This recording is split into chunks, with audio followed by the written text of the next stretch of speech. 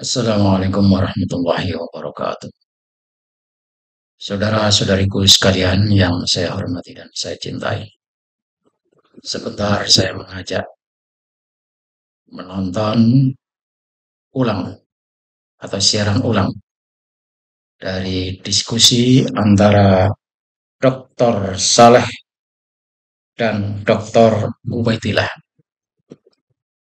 Dua tokoh ini sama-sama dari orang NU, yang satu dosen Universitas Nahdlatul Ulama dan yang satunya doktor dosen dari UIN Wali Songo. Kata Dr. Ubaidillah, dosen Wali Songo, Dr. Soleh ini benar-benar kontra, sehingga dijuluki Dr. Soleh adalah Pak Alawi yang ada di NU. Karena itu sudah jelas pemikirannya. Dari catatan saya melihat Dr. Soleh dalam berdiskusi malam ini, saya yakin beliau belum membaca tulisan Ki Haji Imaduddin Usman Al-Bantani. Karena itu banyak yang nyeleneh dan banyak yang mengada-ada. Yang kedua, nampak sekali kesombongannya sudah sundul langit. Ngomongnya sepertinya orang paling hebat, kemudian menghinakan karya Ki Haji Imaduddin Usman Al-Bantani, tidak menghargai, tetapi pada akhirnya dia hanya mengatakan saya menghargai kalau itu sebagai sebuah makalah. Yang ketiga, sama persis dengan kemarin yang kita bicarakan, yaitu Dr. Ki Haji Fakhrul Razi. Kalau Dr. Ki Haji Fakhrul Razi cengar-cengir, tapi ini orang nampaknya tidak cengar-cengir, tapi geleng-geleng, gerak sana gerak sini sambil udut. Jadi apa bedanya dengan Dr. Ki Haji Fakhrul Razi? Yang keempat, saya yakin beliau tidak punya latar belakang bagaimana Ki Haji Imaduddin Usman memperjuangkan para wali songo, kiai-kiai yang ada di Indonesia, khususnya kiai-kiai di kampung, yang dikadali, yang dikerjain, yang ditipu, yang didawir oleh para habib. Saya yakin, karena menurut pengakuan pernyataan Dr. Ubaidillah, Dr. Soleh ini adalah ilmuwan yang hanya ongkang-ongkang duduk di Menara Gading, sama dengan Ki Haji Fakhrul Razi. Jadi tidak tahu lapangan. Karena itu mengada-ada dan tidak paham, sehingga mengait-ngaitkan tesisnya Kiai Haji Imaduddin mestinya katanya harus masuk ke dalam dunia kedokteran, masuk dunia ini, dunia itu, dan sebagainya. Tapi di sini mari kita apresiasi Ki Haji Dr. Ubaidillah dari dosen Wali Songo. Sungguh dia tahu masalah, karena memang kiai-kiai NU yang asli itu adalah orang-orang yang tahu masalah yang ada di bawah. Berbeda dengan PBNU yang duduk di Menara Gading. Mari kita simak dan silakan nanti saudara-saudari memberikan komentarnya. Ini adalah diskursus yang luar biasa, 1,5 tahun belum hilang. Artinya bahwa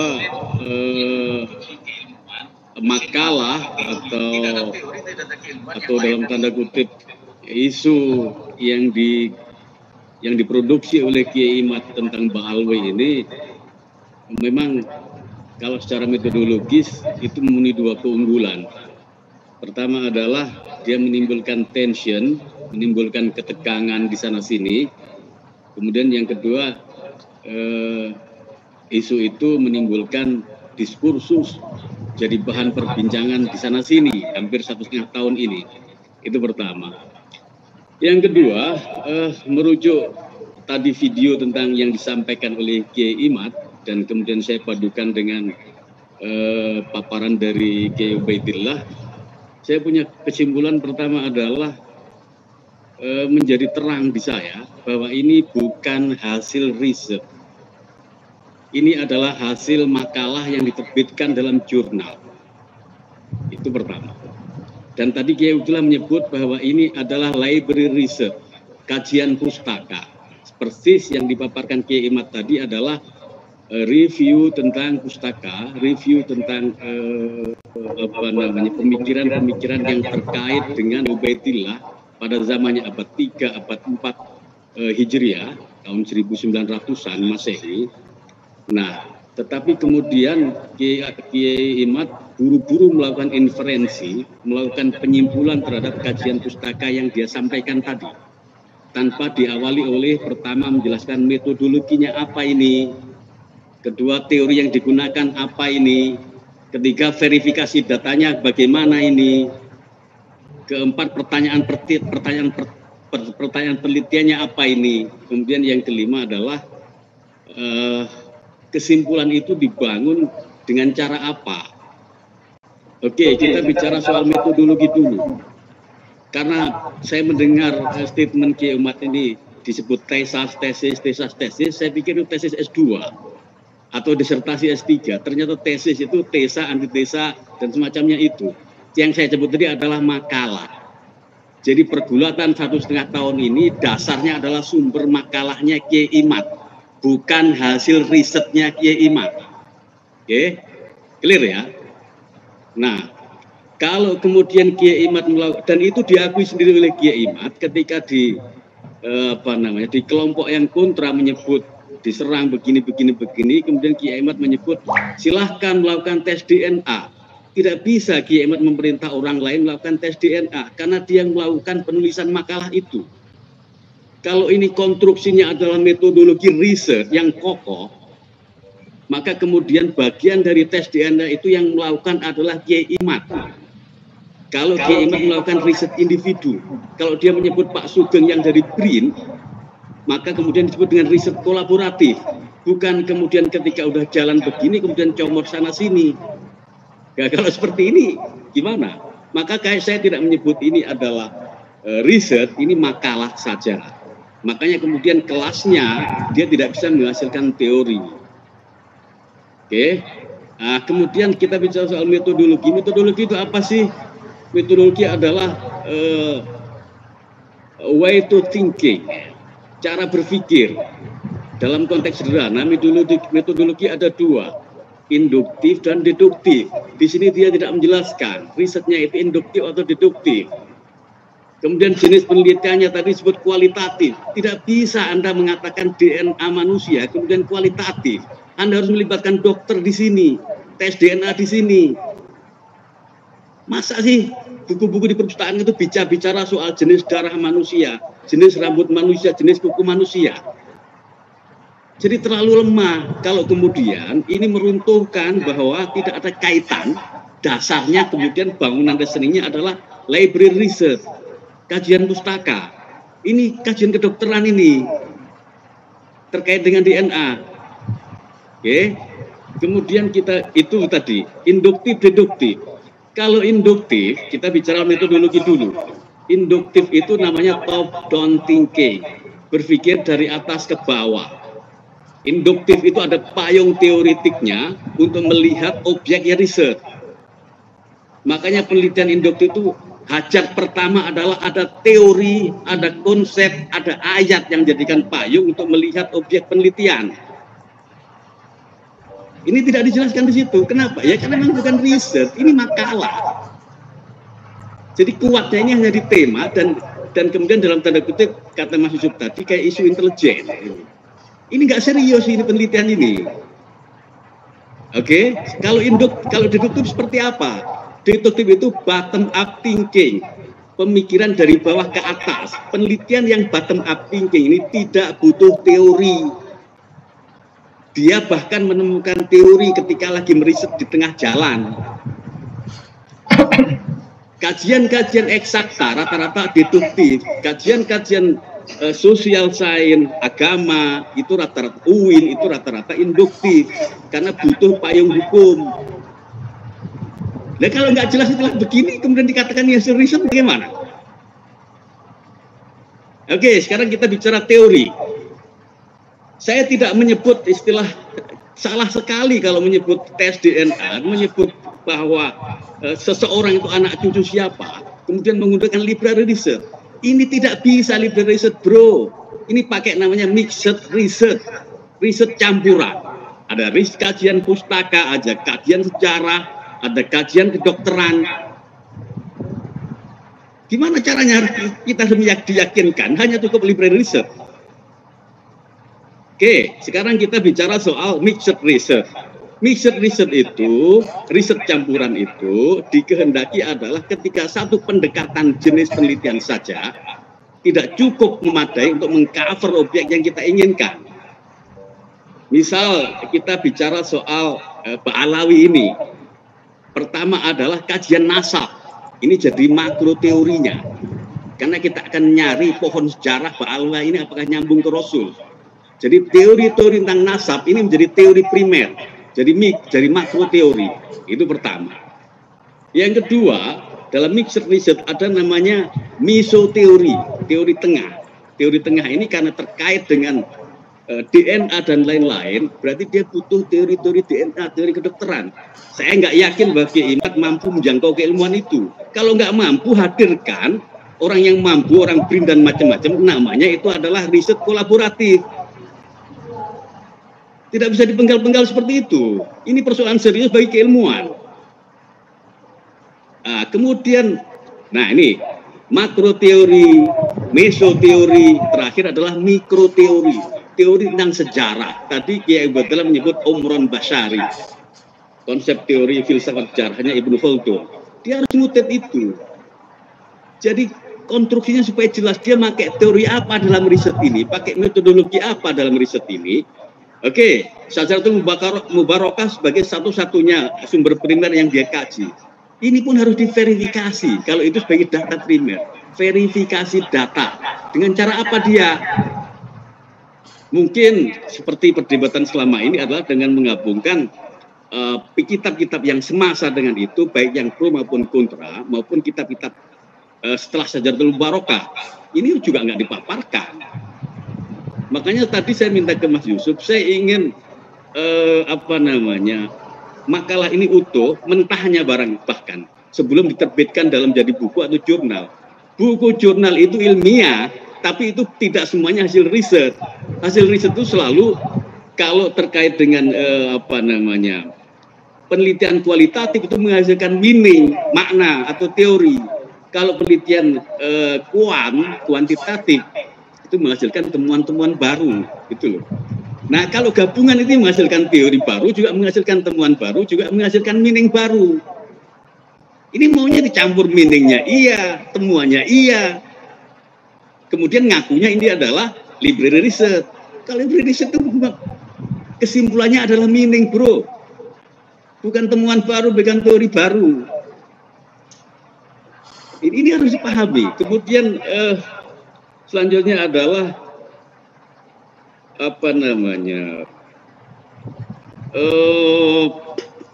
tapi apapun ini membuka perspektif. Saya tidak menyebut ini temuan ya, ini pendapat.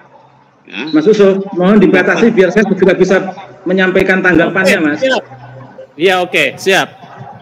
Oke, baik. Silakan. Sudah cukup. Ya. Oke. Sudah cukup ya. Bagaimana? Tapi sebentar saya langsung ke Dr. Soleh. Dr. Soleh, katakanlah ini Anda mengatakan ini sebuah makalah atau sebuah artikel atau mungkin hasil dari sebuah kajian, tetapi dari keilmiahan Anda melihat seperti apa? Apakah ini masuk sebagai karya yang sangat ilmiah atau bagaimana? Atau cukup ilmiah? Ilmiah ini, tapi tidak bisa dijadikan teori karena bukan hasil riset. Itu pendapat itu. Jadi kelasnya ini pendapatnya Kiai Imad sama kayak orang lain juga pendapat yang sama yang tanpa harus melakukan penulisan makalah. gitu loh. Mungkin orang melihat, oh ini para habaib katanya cucu Rasul, tapi kelakuannya kok seperti itu. Kemudian dia berpendapat, oh dia bukan cucu Rasul, Rasul hadisnya begini kok, tapi kelakuannya seperti itu. Kalau untuk berpendapat seperti ini kan semua orang bisa, tanpa harus bikin makalah dan lain-lain. Saya pikir awal-awal itu ini adalah hasil riset tesis atau riset disertasi yang kokoh secara teoritik, yang jelas metodologinya. Kemudian ini adalah paparan dari hasil riset itu. Ini bukan paparan dari riset, ini hanya makalah biasa. Iya, oke lah. Terlepas dari makalah hasil riset atau makalah biasa, tetapi bahwa ini adalah kajian yang menginspirasi dan cukup ilmiah menurut Anda. Esensinya loh, kita masuk ke esensinya. Ya kalau esensi, pikiran atau pendapat seperti ini, sama setiap buku itu juga ilmiah. Gitu loh. Tapi bukan berarti orang menulis buku itu lolos secara metodologi, secara teoritik. Metodologi apa sih? Metodologi secara sederhana adalah mesin produksi teori, mesin produksi keilmuan. Jadi bagaimana seorang bisa mencipta teori, tidak bisa mencipta keilmuan, tapi kemudian tidak pakai mesin produksinya. Ya kalau secara simpel model-model apa namanya, saya menulis 10 buku misalnya dengan ISBN, kan tidak serta-merta itu buku itu kemudian secara metodologis bisa diterima, secara teoretik masuk. Makanya kan Kiai Imad dalam tanda kutip mengakui kelemahan risetnya ini ketika meminta habaib untuk tes DNA. Jadi gini, riset itu penting, sama ketika Imam Syafi'i meriset tentang ayat Quran, yas'alunaka 'anil mahid qul huwa adza fa'tazilun nisaa fil mahid. Ayat ini hampir 150 tahun tidak punya tafsir yang memadai. Baru kemudian menjadi tafsir yang mudah ditangkap ketika diolah menjadi bahan riset oleh Imam Syafi'i. Imam Syafi'i menafsiri ayat itu dengan menyebut bahwa al-haidu aqalluha yaumun wa lailah wa aksaruha arba'ata asyara yauman. Yang dimaksud darah haid itu adalah darah yang keluar dari kelamin perempuan paling sedikit minimal sehari semalam, paling banyak 14 hari. Kalau di luar itu berarti bukan darah haid. Dari mana dia bisa melakukan inferensi itu? Inferensi itu dihasilkan adalah ketika dia meriset istrinya sendiri. Hari pertama dicelupkan kolam, berkutu-berkutu. Sampai terakhir berkutu hilang di hari ke-14. Baik. Baik. Tentu ini berbeda sebuah kajian fikih dengan sebuah kajian di bidang riset. Langsung ke Mas Ubaidillah. Bagaimana Anda menanggapi tentang Dr. Soleh ini pendapatnya? Silakan, Pak Ubaidillah. Oke, tentu sebelumnya saya mohon maaf kepada Dr. Soleh tanpa mengurangi penghargaan saya dan apresiasi saya. Lebih sama-sama orang NU kan, boleh beda kan, sama-sama orang NU kan. Tapi menurut saya Mas Soleh ini mungkin kurang serius di dalam memahami tesis Kiai Imad. Saking kurang seriusnya dalam merefleksikan pernyataan-pernyataannya pun banyak yang tidak akademik. Ya ilmuwan menara gading menurut saya. Mas Soleh, makalah itu apa toh? Sesuatu kola ngucap sapa wong hu ing kalau dimaknai bahasa pesantren. Makalah itu kan paparan teori yang ditulis oleh kelas diskusi mahasiswa ya untuk bagaimana bisa saling memahami teori yang dipaparkan, sehingga sangat sederhana makalah itu. Jadi orang menulis makalah itu ya menulis sebuah teori yang bisa didiskusikan terkait dengan hal yang perlu dikritik dari teori itu dan hal yang perlu dipahami secara lebih mendalam dari teori itu. Jadi teori itu berdiri sendiri. Jadi makalah itu adalah memaparkan sebuah teori yang berdiri sendiri, baik itu disampaikan melalui interaksi 2 orang, 3 orang, 4 orang, atau satu kelas yang terdiri dari 50 orang, itu makalah, Mas. Tapi kalau ini dikatakan makalah, ya jauh dari makalah ini. Tidak sesederhana itu, karena di sini ada banyak naskah yang betul-betul direview oleh Kiai Imad melalui cara tradisional literary review itu tadi. Dan itu betul-betul kalau dikaji secara metodologi, sebenarnya kalau tadi Mas Soleh memahami pemaparan saya, metodologinya sudah jelas, baik dari pendekatan, jenis, analisisnya, yang tadi Mas Soleh mencoba keluar dari metode. Seharusnya kritiknya itu terhadap metode yang kita paparkan, mengkritik tentang kualifikasi atau keabsahan metode yang digunakan Kiai Imad sebagaimana hasil pembacaan saya sebagai pembedah, katakan, karya Kiai Imad, katakan begitu. Ini terkait dengan makalah. Terkait tes DNA itu kan di luar karya Kiai Imad. Sehingga sangat terlalu kesana kemari. Tes DNA itu kan sebagai itu kan bentuk diskursus yang di luar teks riset Kiai Imad ini, Mas. Jadi Kiai Imad ini, riset ini khusus riset tradisional literary review. Bagaimana membaca Bani Ba'alwi dari Hasanah At-Turos maupun data-data dari setiap zaman yang tentu yang bisa mempertanggungjawabkan secara langsung Kiai Imad ini hasilnya ini. Tetapi dari segi metodologi itu sudah saya temukan itu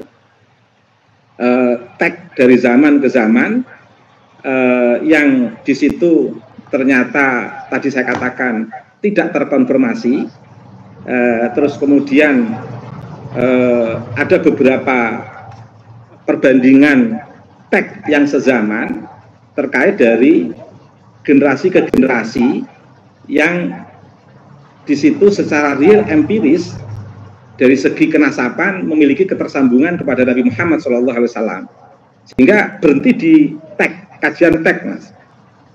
Sehingga suatu ketika Mas Soleh melihat atau mendengarkan atau menyaksikan Kiai Imad bicara tes DNA, itu sebenarnya sudah di luar teks, sebagai bentuk sebagai bentuk komunikasi persuasif Kiai Imad untuk membuka hasanah kesadaran publik bahwa ternyata tesis yang disampaikan oleh Kiai Imad melalui hasil riset beliau itu simetris dengan uji saintifik. Dalam konteks ini adalah uji tes DNA itu tadi. Jadi tes DNA itu sudah di luar teks, Mas, di luar riset Kiai Imad.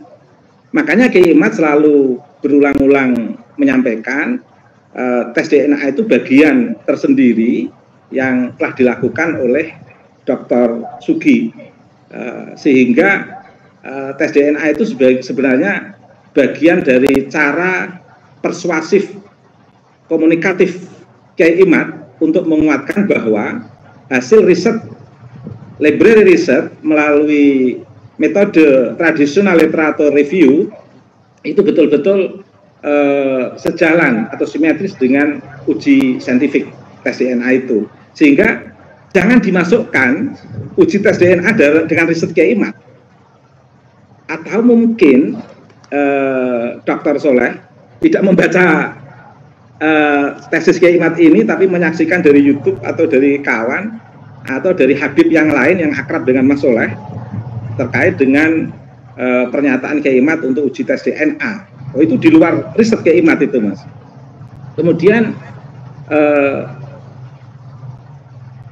tentang riset kolaboratif, tadi sudah saya sampaikan sebenarnya kita riset Kiai Imad dalam library riset ini dengan metode tradisional literatur review itu sebenarnya nanti bisa dikembangkan dalam systemic literatur review yang di situ ada kolaborasi, ada sistem kolaborasi yang melibatkan berbagai pihak sehingga bisa untuk meminimalisir bias atau subjektivitas Kiai Imad. Tentu kajian ilmiah itu kan harus disesuaikan dengan standar metodologinya. yang secara spesifik di situ bisa dipahami dari metode yang digunakan. Makanya ilmiah dalam perspektif metode apa? Tadi saya katakan begitu. Kalau dilihat dari perspektif kolaboratif riset, ya keluar dari kajian metode yang digunakan Kiai Imad dari hasil pembacaan saya, nanti nggak ketemu. Makanya tidak bisa menghakimi orang menggunakan pendekatan, misalnya kajian antropologi yang di situ membutuhkan perspektif emik atau perspektif etik. Kemudian kita menghakimi dengan menggunakan pendekatan yang lain, itu tidak bisa, Mas.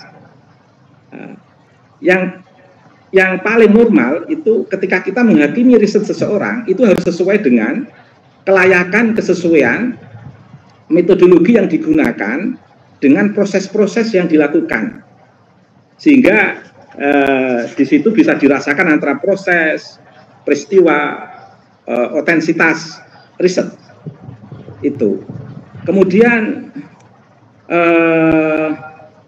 tadi saya nggak tahu, atau mungkin Mas Soleh belum persiapan ya dalam diskusi ini menyampaikan tentang tingkah habaib dalam riset ini. Sebenarnya itu tidak masuk dalam riset Kiai Imad, itu menjadi latar belakang.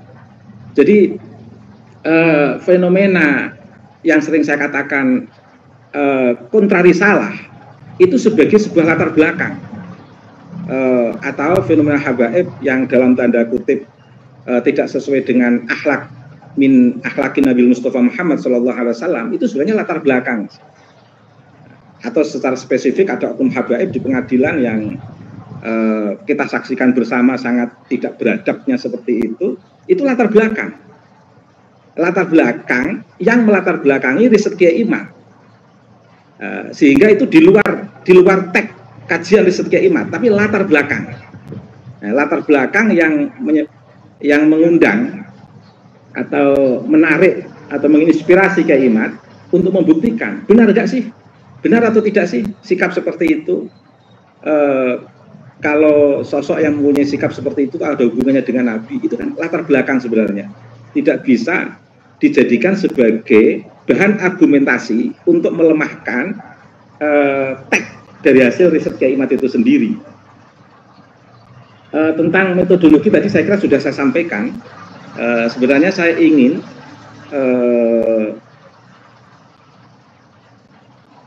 Kiai Dr. Soleh ini mengkritisi dari perspektif metodologis dari bacaan saya, atau secara langsung perspektif metodologis dari kajian Kiai Imad, tapi yang betul-betul sesuai dengan teks, sehingga menguji teks riset itu jangan di luar dari metodologi riset itu, tentu nggak nyambung.